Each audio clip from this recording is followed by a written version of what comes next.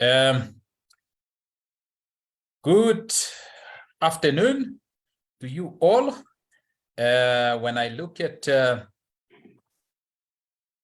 attendance register, I see that we have people not only from our university, but people from all over South Africa and also the rest of the world. And if you are in Asia, I think we say good is no longer good afternoon, but I don't know whether I can say good night or good evening. And if you are in America, we say good morning. But in South Africa, we say good afternoon because it's just 3 o'clock. And I would want to welcome you all to this seminar. And this is a seminar organized by the Economic Development and Well-Being Research Group, which is under the School of Economics. And this is an initiative of the School of Economics to encourage research, not only by staff members of the School of Economics, but also for our postgraduate students, such as our Masters and PhD.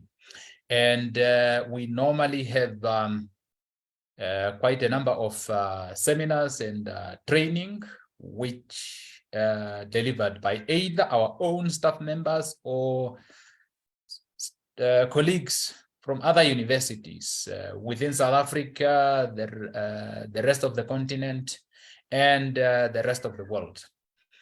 And like I said, this is the Economic Development Well-Being Research Group is part of the School of Economics.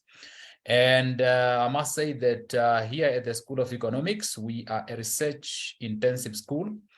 And we are one of the biggest or the largest schools in not only in South Africa, but on the continent, where we offer bachelor's degrees, honors degrees, and specialized master's degrees. And the specialized master's degrees that we are offering include the Master of Financial Engineering, the Master of basically MCOM Development Economics, Master in Local Economic Development, the MPhil in Industrial Policy, and another Master in Competition, Regulation and Economic Development, and of course, the Masters in Economics. Those are specialized masters that we offer, and I think it's one of the unique features of the School of Economics. We also offer a degree of the highest order, which is a PhD. The PhD in Economics. We also have a PhD in Local Economic Development, PhD with a specific focus on industrial policy, and another PhD on innovation and development. And like I said, is a research-intensive school, and our staff members or our colleagues publish in respected local and international journals, and they conduct research for government and private sector organizations. And I must say, we are a school that want to ensure that we remain relevant. Our offerings, we want it to remain relevant to the industry. Hence, we have several research centers within our school. We have a Center for Competition, Regulation and Economic Development. They focus on competition issues. We have a Center for Local Economic Development. The focus here is on local economic development issues. And we also have public and environmental economic research center. So they focus on environmental economics and basically public economics. And there are also 2 such chairs that are affiliated to the School of Economics. One is focusing on industrial development, and another one is mainly on innovation. And I must say, we are one of the most diverse, and I think it's one of the unique features of the School of Economics, where we have staff members from all corners of the globe. from the rest of the continent and the rest of the world is one of the unique features. And oh yes, very important. What I need to mention is that the Economic Development Wellbeing Research Group has working paper series that are listed by RIPEC, which is research papers in economics. So, and I think I must say what we are going to have today is one of the activities that we normally organize as a School of Economics. So through this research group. And today I have been informed by the presenter that I must not talk a lot because I'm not a presenter of today's seminar. So today we are going to listen to a presentation on the temporal change of meritocratic and non-meritocratic beliefs in South Africa. And it's going to be presented by Frederick Kirsten, who is our colleague from the School of Economics. And it is now my pleasure to introduce Frederick. Yes, I see his camera is on. Frederick Kirsten just completed a PhD in economics. And I think we are just waiting for all the formalities so that he can walk on the stage to formally receive a PhD in economics. So, which is completed at the School of Economics here at the University of Johannesburg. And his research interests lie in the field of economic development, subjective indicators, and social class analysis. And this is somebody who has published papers in highly ranked local and international journals. And during his time at the School of Economics, he has also lectured and coordinated a number of economic modules for undergraduate students, and he has also been managing this Economic Development and Wellbeing Research Group, which is in the School of Economics. And he also taught some courses at graduate level. And I must say he's one of the shining stars in the School of Economics. And I think what we are going to see today, we actually looking forward to enjoying your presentation. I think sometimes saying, Frederick, we can say, Frederick, we are looking forward to your presentation, and over to you. Oh yes, before, sorry about that. Before I give to Frederick, let me just mention that maybe a couple of administration to say the presentation will be 40 minutes, and then we have about 10 minutes for questions. And I think I suggest that we give a chance to the presenter to present, and then we ask questions at the end. So unless if there is really a burning issue where you may need to ask. So, and the interesting thing about Zoom is that it gives us an opportunity to raise our hands and ask questions. But for now, Frederick, over to you. Thank you. Thank you. Thank you very much, Prof. Eita. I really appreciate that kind words and that very good introduction. I really appreciate that. I'm just going to start sharing my slides now so that we can jump into the presentation. So I'm just going to share the screen, and I just want to check if everybody can see. Just want to go full screen. I just want to make sure, can everybody see the full screen? Yes. Okay. We can see it.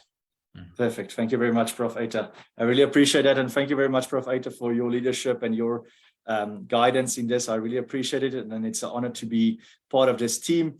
And like Prof. Eita said, my name is Frederick Kirsten. I'm from the School of Economics here at UJ. And today I would like to take you through a presentation on work that I've been doing post my PhD. So just to give a bit of background, my PhD was mainly focused on class identification and on perceived inequality and demand through distribution. But then I wanted to explore the concept of perceived inequality in further detail and really look at the drivers behind perceived inequality. So I'm going to look today at a concept here called the temporal change of meritocratic and non-meritocratic beliefs in South Africa. So just to give you a bit of background, I just want to make sure the slides are moving. Just give me a second. Okay, there we go. Okay, so just to give you a bit of background on what's happening here. So this is just a setting of where we are in this field, in the literature, and really where the research question was devised from. So looking at these three blocks, we're just going to start talking about what we know in the field and some of the general findings we find in international studies, and then what we don't know and how this is actually important to know. So starting with what we do know, we know that global inequality is rising in the world. We've seen that in some significant reports that there is an increase in global inequality. However, some studies have shown that there is no real increase in public concern for inequality. So although there's global rise in inequality, there's not really an increase in public concern. And this has also been shown that in some cases, the growing inequality has led to more beliefs in a meritocratic process and less in the non-meritocratic process behind the inequality. So globally, we see these results empirically tested that when the society's inequality is going up, you actually find that the concern is not going up about inequality. And one of the major reasons for this is because while there's an increase in inequality, there's also then an increase in meritocratic beliefs. And we're going to explore this further because this meritocratic beliefs that really defines individual effort within the process of success really drives how you perceive inequality and the opportunity of inequality in society. So the general findings in the literature currently states that in a highly unequal society, you will have stronger meritocratic beliefs, which will also then lead to lower demand for distribution. And we're going to discuss this in general in detail, or these findings in detail, because the aim of this paper is then to look at what about a South African context, because a lot of these studies that have found these interesting findings actually have been based in Western societies. And we want to ask ourselves the question, but what about the South African context? We know South Africa is one of the most unequal societies in the world. We know that inequality of opportunity drives this inequality in South Africa.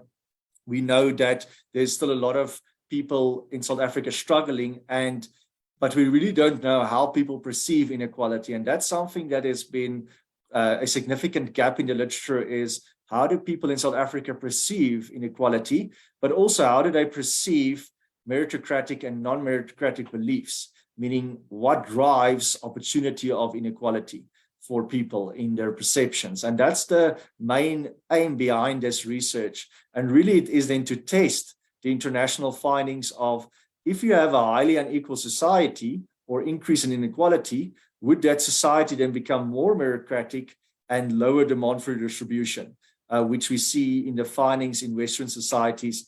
And we're actually going to use the data to test this in a South African context. Now, very important, why we need to study these perceptions of inequality, specifically the meritocratic and non-meritocratic beliefs individuals have, is its influence on various other subjective perceptions. So you have the influence of meritocratic and non-meritocratic beliefs on demand for redistribution. You have this influence on the action towards social conflict, the impact on voting behavior, which I'll explain later on, and it explains also the inequality, the legitimization, where a stronger meritocratic society perceives that hard work is at the back of inequality, and therefore they might have a certain view of inequality legitimization.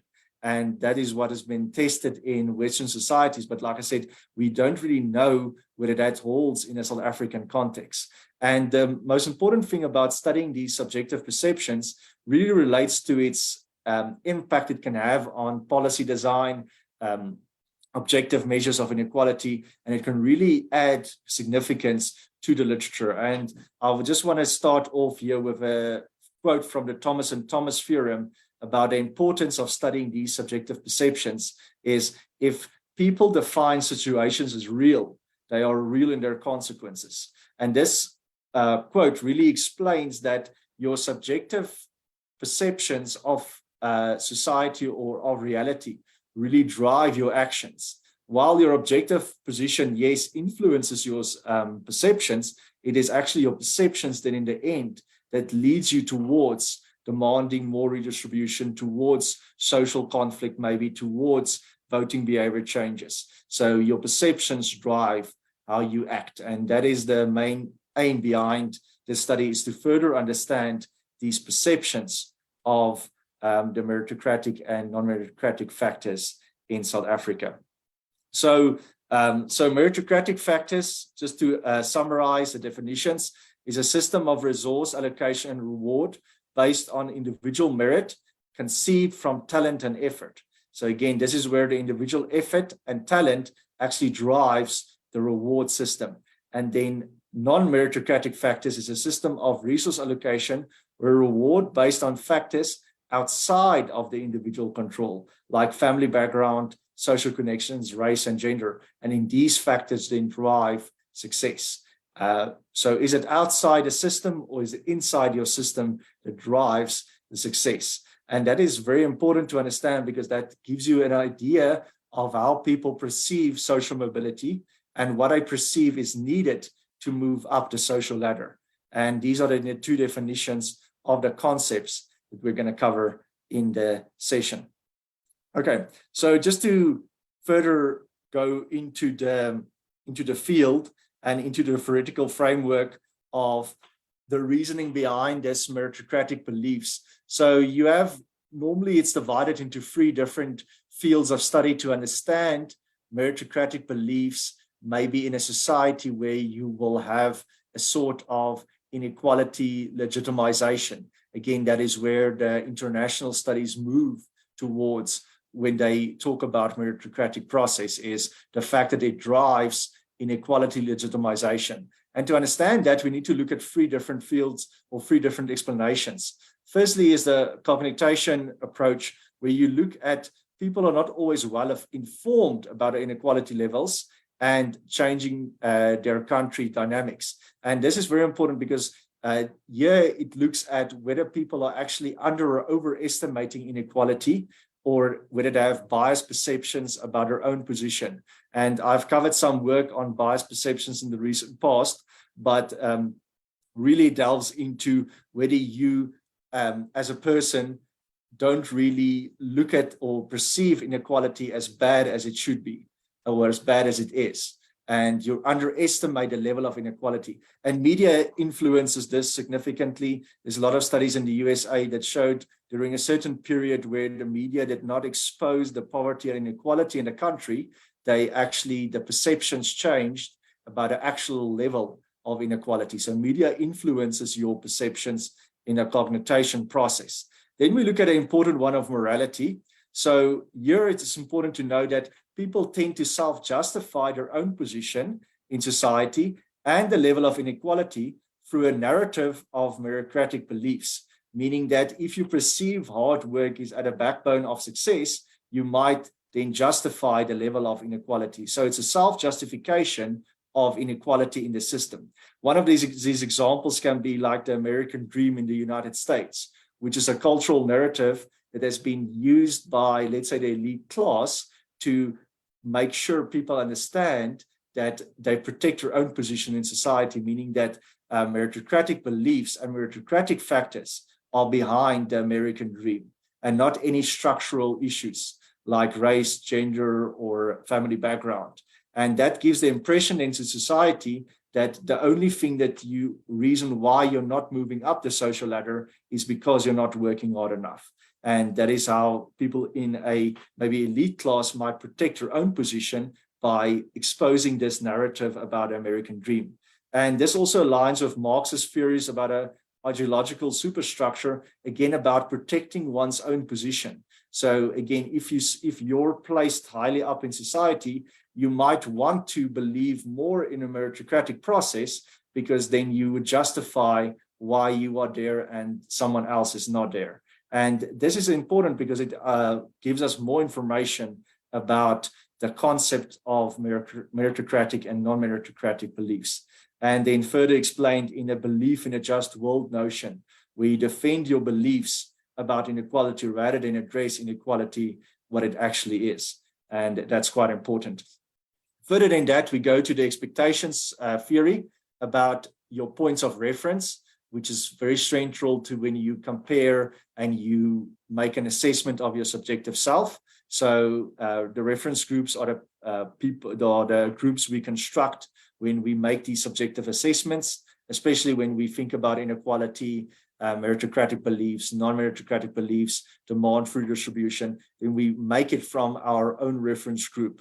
And very interestingly, people living among others with the same income level tend to have stronger meritocratic beliefs compared to those living in economically different areas. Again, it goes back to your lived experiences and what you're exposed to that drives your own perception of inequality. And then also whether you think that this inequality is driven only by hard work or also driven by non-meritocratic factors like race, gender, family background, social connections. And in that tells you whether there's structural issues in this inequality or whether you believe it's purely based on a meritocratic process. And that is quite an interesting part, again, to understand that those living among individuals with the same income level perceive it like that. And then that also expands on the social identity theory, which I'm going to explain just now because that really delves into the South African context in terms of meritocratic beliefs. So the social, let me just go back. So the social identity theory emphasizes the importance of people's place on being able to maintain or achieve a positive social identity and prestige. So within this meritocratic belief system, social identity becomes very important, especially in a highly unequal society.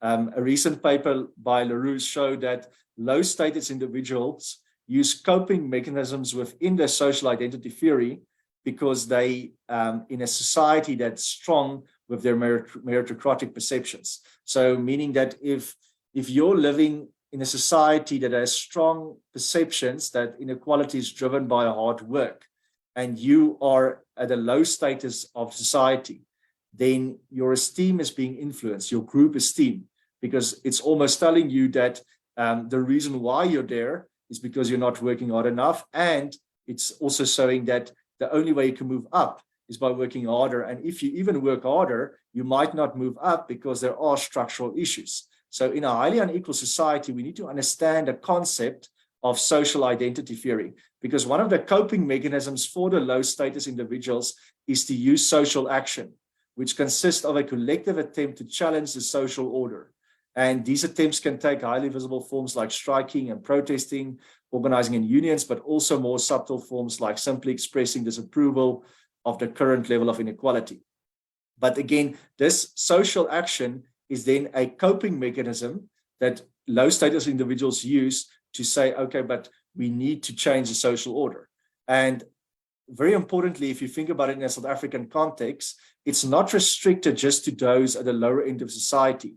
Any individual can take social action when they share the same sentiment about inequality and its origins. And that's really what we're going to see is if you have someone that's maybe higher up the social ladder, or they even believe in a meritocratic process, then what is their perceptions about inequality and so on, especially in a highly unequal society like South Africa. And for example, those with a strong meritocratic beliefs might also engage in social action. So it doesn't just mean that if you believe in the non-meritocratic more, meaning you believe in race, gender, age, or family background influencing inequality. Even if you believe in hard work as influencing inequality, you can still have a perception that you don't really support it. Although it's part of it, you don't support it. So again, here it is, where the subjective assessment of what is meritocratic state does not necessarily mean they support this status quo that society should be very meritocratic. Again, and that's very important to understand behind the findings maybe later on in this paper. So just again, some empirical literature that has been covered. With a higher meritocratic beliefs, meaning believing more in meritocratic factors driving inequality, there's also a higher level of inequality legitimization, which I've just covered now in the theoretical framework. There's also a lower demand for redistribution preferences because you believe that society or inequality is driven by hard work. So you would want less redistribution, where if you believe more that inequality is driven by structural issues like family connections, race, gender, and maybe political connections, then you would probably want more redistribution. And then also a lower esteem of low status individuals, and that's linked to the social identity theory. And then there's a stronger reinforcement of the ideal of a moral justification for inequality and the individual status and social mobility experienced in society. Again, here going back to the fact that in highly meritocratic societies or highly meritocratic beliefs, there's a strong self-justification of where you are, where society is, and whether that's okay, and what is needed for social mobility. And that's the whole international literature that really summarizes it as you believe in a more meritocratic process, meaning you then demand less redistribution, and there's a certain element of inequality legitimization. But like I said, the main aim is here to test this for South Africa. So I want to now go into the research contribution and the gap and the research question. So South Africa has received little attention on perceptions of inequality and political attitudes.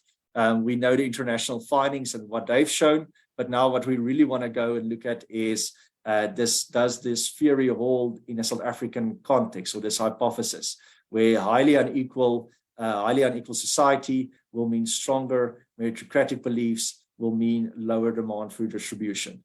And I attempt to explore the dynamics between these factors and then link it up with the political attitudes in South Africa. So the contribution I make is, again, I attempt to expand on the findings by international studies by Misch and Becker, and the role of meritocratic beliefs in an increasingly unequal society, and apply the same hypothesis in a South African or African context. South Africa is also a country that's gone through significant social change since the end of apartheid. And no study has yet looked at the changes of perceptions in South Africa. And I'm going to look at the temporal changes over time in South Africa in terms of these meritocratic and non-meritocratic beliefs. And then social unrest events have increased. So it's also important to know political attitudes and your voting behavior behind these concepts. Just on a data set I'm going to be using, so I'm going to use the International Social Survey Program data set. There's two time frames here, 2009 and 2019. They're quite far apart, but currently that is the only time periods available for South Africa in this data set. It's about 6,000 individual observations from individuals aged 16 years and older. And the 2009 and 2019 ISSP cycles also aligns with the South African Social Attitude Survey, which was conducted by the SRC. So that's just a bit about the data, but really what we want to look at is the measures that we're going to use, especially for meritocratic beliefs. So the question states in the ISSP survey, please tick one of the boxes which shows how important you think it is for getting ahead in life. Okay, so how important do you think it is for getting ahead in life? And then it lists the components. The first one is hard work. So then you list how important you think hard work is for getting ahead in life.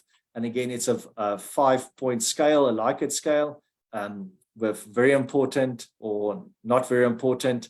And then this is derived from the Young equation. So this meritocratic beliefs measure is derived from Young's equation on merit, where individual merit is measured as intelligence plus effort.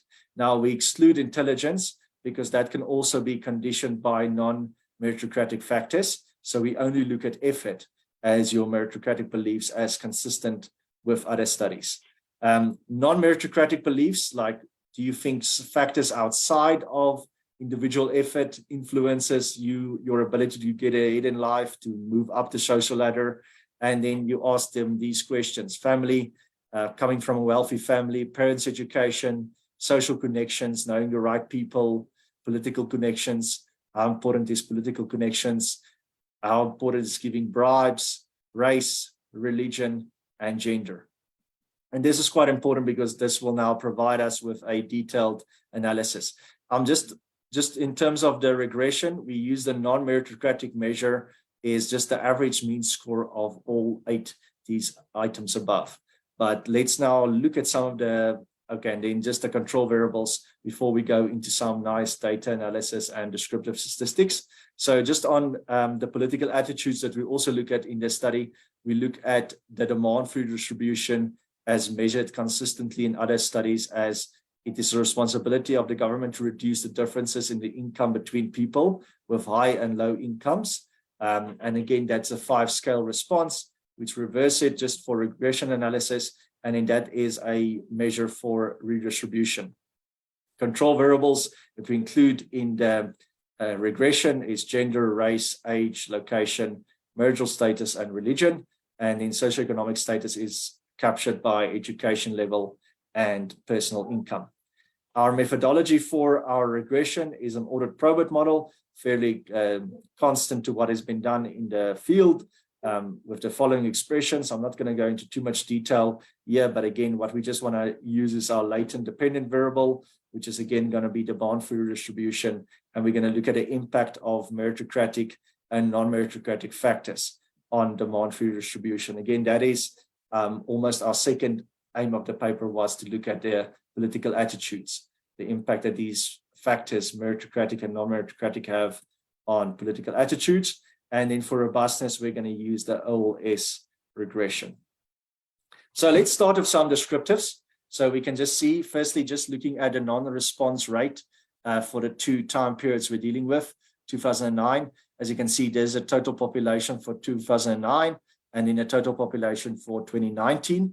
And as you can see here, our non-response rates are quite low for all these meritocratic and non-meritocratic factors. So I don't believe we should walk into any issues regarding that.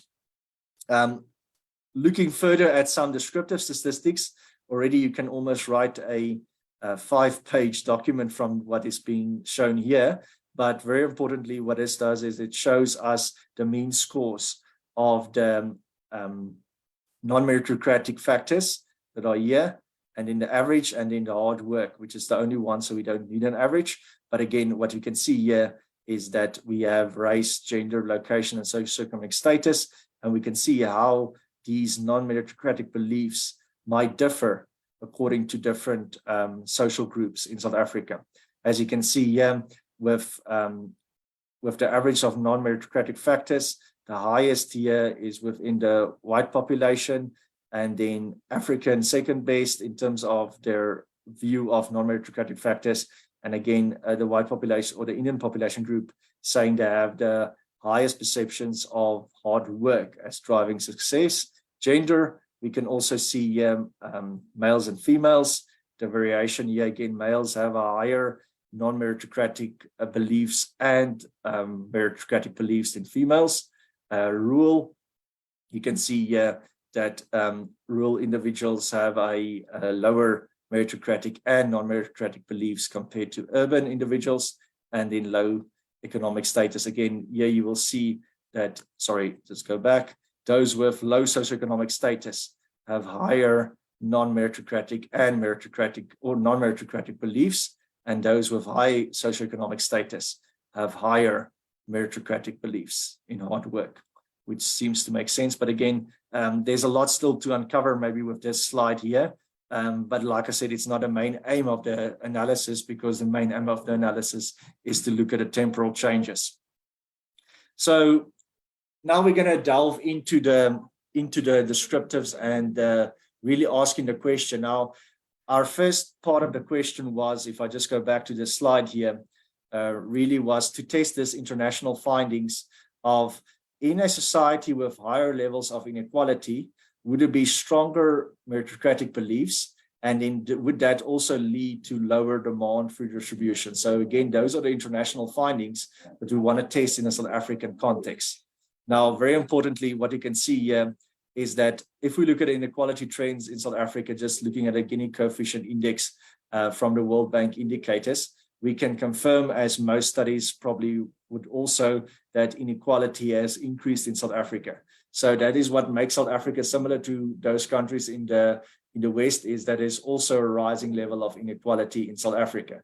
So, so far we can say we can really test this because both societies are increasing inequality, South Africa and in also the international studies sampled countries. So we can confirm this, but now we want to look at, okay, what happens to meritocratic and non-meritocratic beliefs over time? And that's where we want to delve into. So if we look at South Africa and we look at the time varying country average mean score of meritocratic and non-meritocratic beliefs, we can see here that South Africa rates quite high in terms of looking at your, well, it's quite an average country if you look at the meritocratic beliefs, although we do rate higher than other countries like Russia and Chile, which also suffers from extreme levels of inequality. But what is very interesting here is if you look at this, sorry, I think the color might just be a bit wrong, but this is again shown by your level of, we are ranking it from 2019. So the red bar here is 2019, and then the orange one here is 2009. So what you can see here is you can see that there's actually a decrease in your meritocratic beliefs in South Africa, because again, the orange one is 2009, so it shows a decrease in meritocratic beliefs. And that's very important. When we look at the non-meritocratic beliefs, still we see a decrease over time, and we'll look at that in more detail now. But what we do see is that South Africa rates quite high up, rank quite high up in terms of their non-meritocratic beliefs, which should be fairly consistent with the history of South Africa and the structural embeddedness of inequality with race, gender, family background, all of that still influencing inequality and moving ahead in society. Yes, sorry, is there a question? Frederick, yes. If I can just interrupt. It seems like there is something banning from one of the participants. Yes. And I think it's Michael. Is there a banning question? No. Michael? I No. see you raise a hand. So what we normally do is that we prefer questions at the end of the presentation, but if there is really something that is banning, that's when we can allow it. Is there something banning, Michael? No. Okay. Okay. So you ask at the end of the presentation, eh? Yeah. Okay. No, that's fine. Okay. Thank you, Frederick. You may continue. Okay. Thank you very much, Prof. Eita. Yes, so this is just by country, and really, again, the aim is to look at South Africa alone. So I want to show you the next graph, and this probably explains a bit more the decline of non-meritocratic beliefs in South Africa, although our inequality is rising. And what you can see here, and this is probably a table that really provides a lot of information. I'll see if I can just quickly highlight some of the key points. Firstly, what you can see, family background and social connections and race and religion and gender have all declined since 2009 in its importance in terms of how people perceive getting ahead in society. So these factors have become less important for people in South Africa, while the increase is actually here with political connections and bribery. So people perceive these components, having political connections or giving bribes, as more important to getting ahead in society, which are quite interesting findings again. So you can see these other non-meritocratic factors have mostly decreased, but political connections and bribery have increased in their perceptions. Again, these are the mean scores for these non-meritocratic factors. And then the hard work we can see here has also declined, because like we say, South Africa is becoming less meritocratic in its thinking process or its perceptions. So already that contradicts some of the international findings, where in a highly unequal society, you become more meritocratic. So yeah, we find in South Africa, South Africans are becoming less meritocratic, possibly because of the structural embeddedness behind inequality. And moving forward, I just want to show some interesting graphs here about the time varying mean score for differences of meritocratic and non-meritocratic items. So what we do here is we look at, okay, so we look at the mean scores for 2009 and 2019, and then we work out a difference, and we see actually whether males and females which factors they think have declined, the red side, and which factors they think have grown in its importance in terms of getting ahead in life or moving up the social ladder. Again, we can see here most of the factors have declined, but the two that have increased is bribes and political connections. And again, the same holds for females and males, with males believing more that bribes are becoming more important compared to females. Rural, urban, again, showing similarly that here that the bribes and political connections are becoming more important. Urban individuals view that as more important in rural individuals in terms of its growth. And then also here, urban individuals slightly believe that having social connections, the people that you know in life, also help you gain access to better jobs and so on. So they still believe that. And then again, rural individuals still believe family background. They've seen that as more important. The one thing just to note, when you go back to this graph table, just to clarify, is that you also need to look at the absolute values. So what you can see here is that hard work still outperforms some of these other structural issues. So mostly people in South Africa still perceive hard work as being the driving force behind getting ahead in society, but other factors are still important, like your connections, family connections, and your parents' education is still very important, and your family background. But if we look now just further into this, we can look at the low socioeconomic status and high socioeconomic status, again, both seeing that bribery and political connections have increased in its importance, while most of the other factors have declined in its importance, except for social connections. And then again, looking at it by race, we can again see, according to the Indian population group, again, bribery have increased in its importance, and then other factors have actually declined. And in colored, African, and white, we can also see this from these population groups. Significantly, we see from the white population group, there's a strong perception that bribery, political connections, but more so social connections have actually increased in their perceptions of what is needed to get ahead in society. So I think these graphs do paint a very interesting picture, a story that I'm still writing up, but regardless, it's still a story, I think, that is being told here. So that was the first part of the results. I would just like to quickly go through the last part of the results, meaning the impact on political attitudes, because we know now South Africa is a society that has increased in its inequality. We know that meritocratic beliefs have declined, but now we want to test what is the impact of meritocratic beliefs on your political attitudes, like your demand for redistribution. And like I said, we use the demand for redistribution measure, and then we do some regression analysis via the audit probit regression. Now, just very importantly, if we look at these red variables, firstly is the non-meritocratic beliefs. As you can see, that one is insignificant in driving demand for redistribution. But very interestingly, what we can see is that meritocratic beliefs in South Africa actually leads to higher levels of demand for redistribution. And that is completely against what was found in Western societies, where more meritocratic beliefs lead to inequality legitimization and lower demand for redistribution.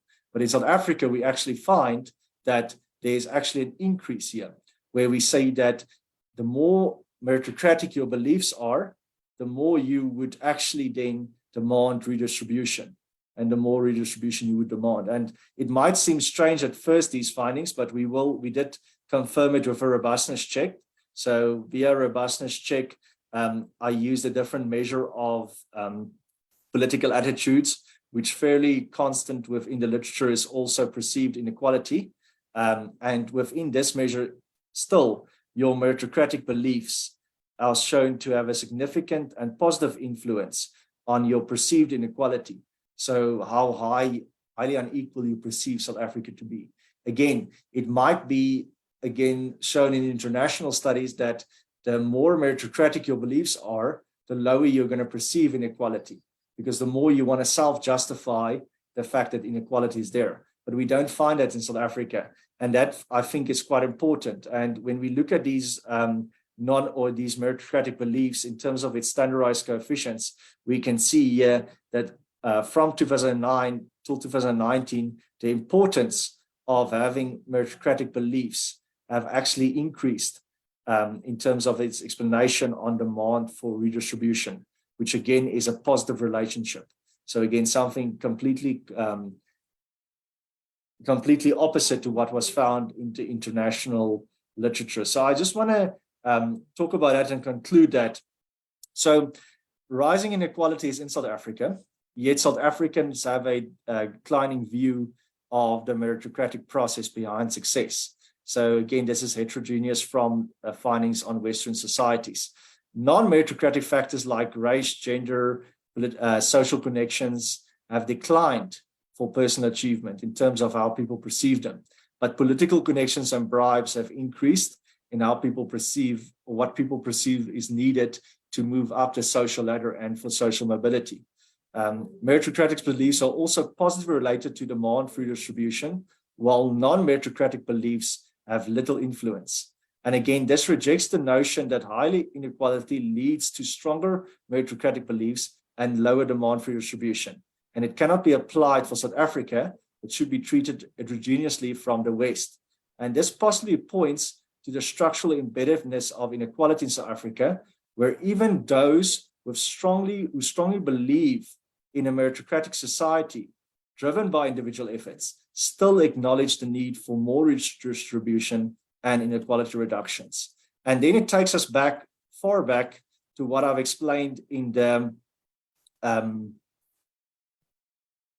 social identity theory and why it's maybe important for South African context, where even though we have a strong meritocratic belief, you might still want the reduction in inequality and also demand higher redistribution because of the structural embeddedness and where you identify yourself in this South African society. So meaning because you're maybe high up the social ladder and maybe believe in meritocratic processes, you still demand higher redistribution because of the structural embeddedness of inequality, the historical past of inequality in South Africa. And that really drives a new avenue of why someone in a meritocratic beliefs, high meritocratic beliefs, might still demand higher redistribution, which again is completely opposite to what has been found empirically in other studies and other countries. But again, it shows us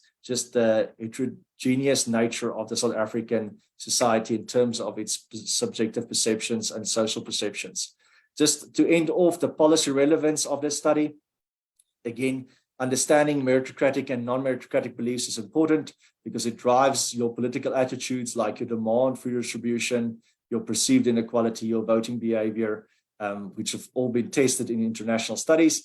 And then it also gives further insight into the vital component of expected upward mobility, meaning what people perceive is needed to move up the social ladder, which has a highly significant influence on social conflict, social unrest, and really is an important topic to explore further in a South African society struggling with these issues of rising inequality, social unrest events, and just a general sense of low mobility. Thank you very much. I really appreciate your time. I hope that you enjoyed the presentation. If you have any questions or any collaboration interests, please let me know. But thank you very much. Thank you very much, Frederick, for presenting within the allocated time. And then I think for presenting the results that are contrary to existing studies, so which actually state that the South African results are not in line with what has been found in empirical studies, particularly from the West, as you showed in your study. So I would now like to open the floor for questions. Let me see, you can just raise your hand.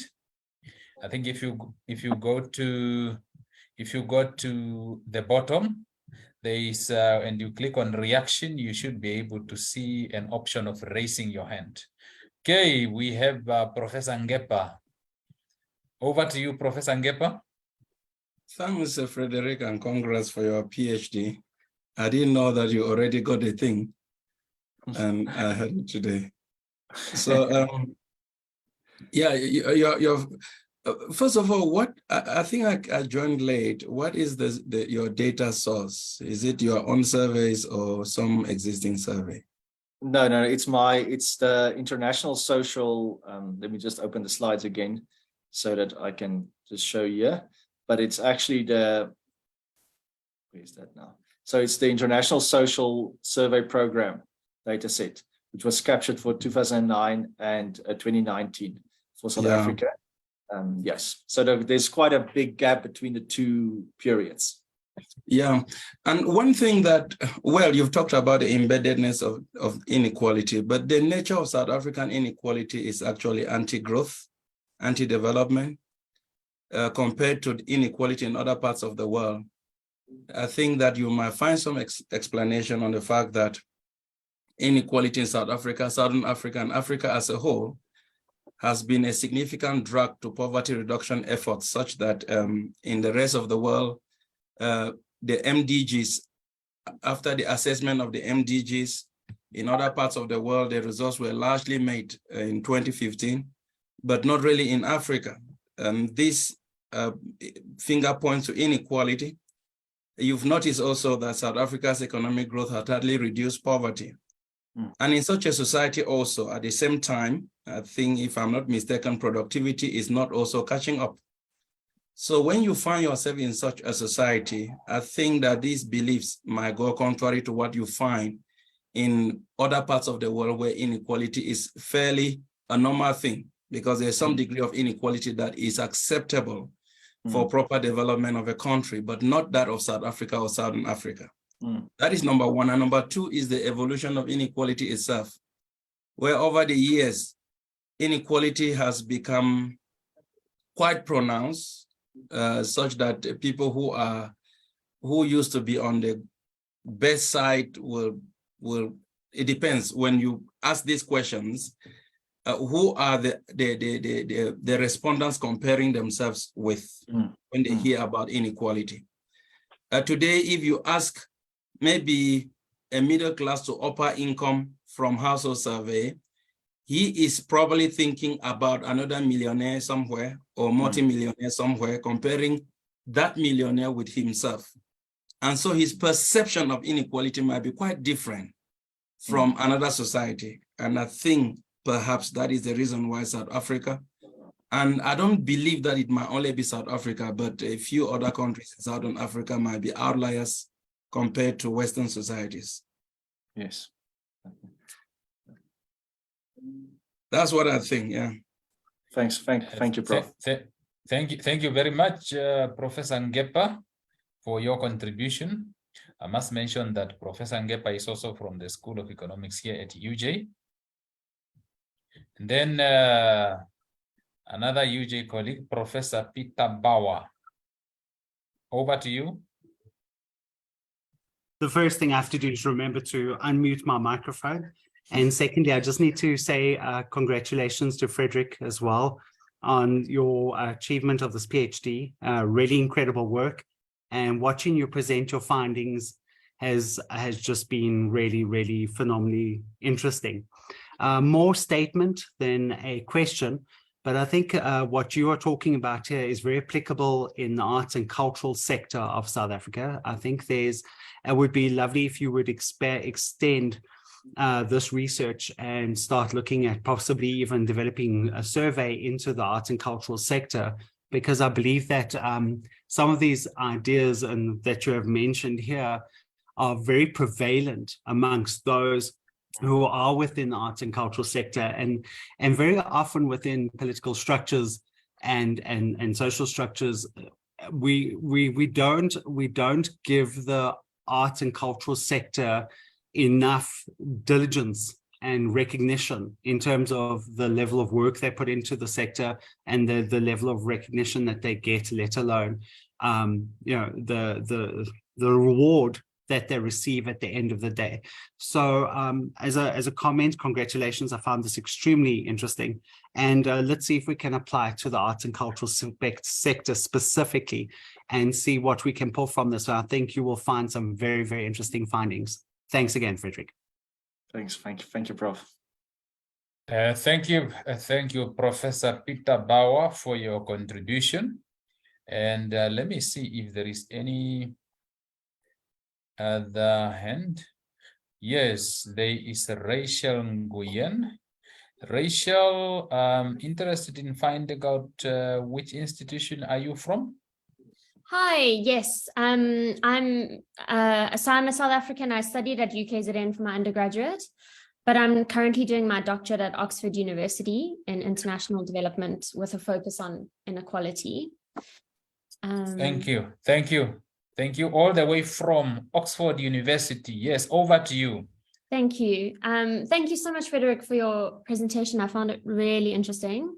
I really enjoyed it. And I thought the findings were surprising for me. So that's always nice.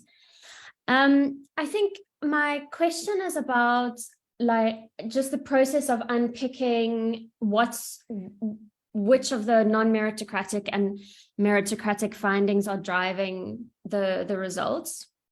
And I wondered if it would be interesting because you said that the non-meritocratic aspects were not statistically significant, but I wondered if it would be interesting to rerun those regressions where instead of averaging all of the non-meritocratic categories into one pooled, if I understood your regression structure correctly, into sort of one pooled variable, whether it would be interesting to run, like, I can't remember how many categories there were, but let's say 7, run 7 different regressions with only each of those categories, because I think it would be interesting to analyze the effect of that increase in political bribes and political connections as how that shapes people's sort of demand for redistribution, and whether part of what's driving that on the non-meritocratic end of the scale is that people want more redistribution because they think that a lot of where increases in wealth are coming from now is through these kind of illegitimate, means.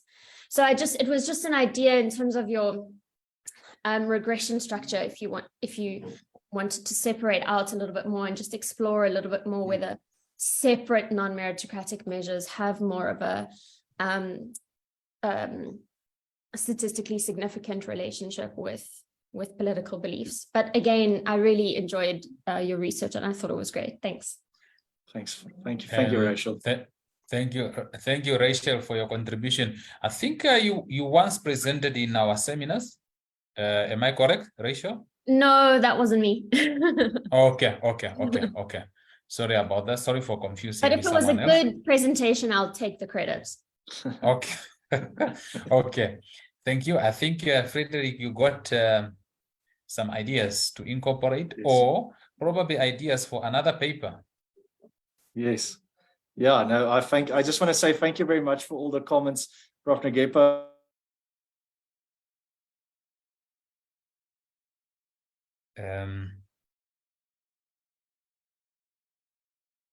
Frederick? Okay. I don't know whether it's my connection or Frederick. Can you hear me? Prof, we can hear you on this side. I think Frederick's okay. gone missing. Frederick. Yes, I think it's because of power interruption. Let's see if we can get him correct. back. We've just had load shedding kick in, so I think so. Yes, let's see.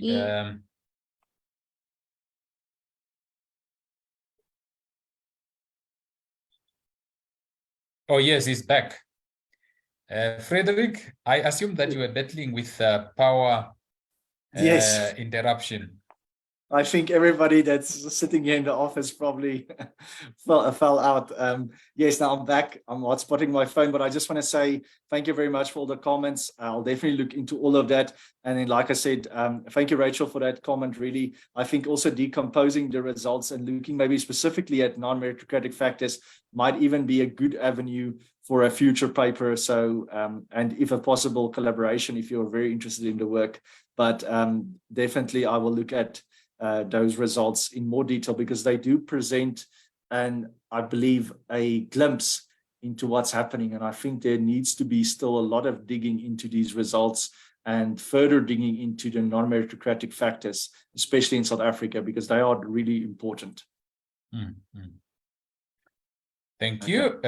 Yes, thank you, Frederick. And I think my assumption is that we have exhausted all our questions, and I think we have exhausted the discussion.